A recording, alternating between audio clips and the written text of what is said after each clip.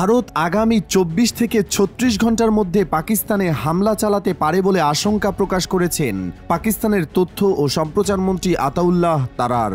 বুধবার ভোরে এক্স প্ল্যাটফর্মে দেওয়া এক পোস্টে তিনি এই শঙ্কা প্রকাশ করেন। তারার বলেন, ভারতের যে কোনো আগ্রাসনের জবাব দেওয়া হবে দৃঢ়ভাবে। এই অঞ্চলের যে কোনো ভয়াবহ পরিণতির জন্য ভারতকেই দায় নিতে হবে।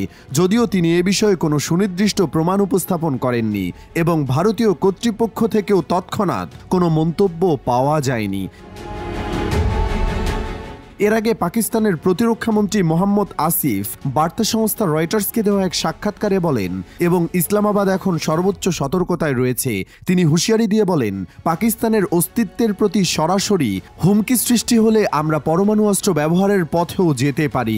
এদিকে মঙ্গলবার ভারতের প্রধানমন্ত্রী নরেন্দ্র মোদী দিল্লিতে এক উচ্চ পর্যায়ের বৈঠকে সশস্ত্র বাহিনীর প্রধান, প্রতিরক্ষামন্ত্রী Rajnath Singh, chief of defence Anil Chauhan এবং জাতীয় নিরাপত্তা উপদেষ্টা অজিত দোভালের সঙ্গে আলোচনা করেন।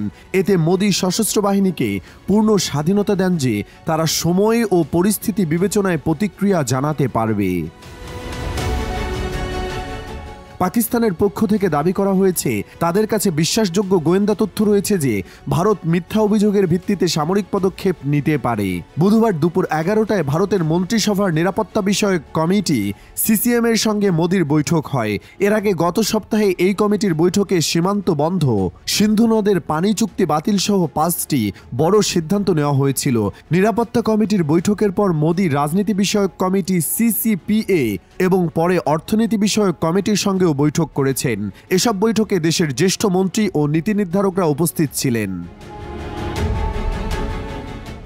এদিকে এমন অবস্থায় ভারতের যে কোনো আগ্রাসনের পূর্ণ শক্তি দিয়ে জবাব দেওয়ার কথা জানিয়েছেন পাকিস্তানের প্রধানমন্ত্রী শেহবাজ শরীফ। জাতিসংঘ মহাসচিব অ্যান্তনিও গুতেরেসের সঙ্গে ফোনালাপে তিনি এই হুঁশিয়ারি দেন।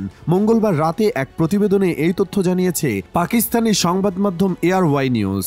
এই আলাপচারিতায় তিনি দক্ষিণ এশিয়ার সাম্প্রতিক উত্তেজনা, বিশেষ করে কাশ্মীরের পেহেলগাম হামলা ও ভারতের সাম্প্রতিক আগ্রাসী পদক্ষেপ নিয়ে উদ্বেগ প্রকাশ করেন।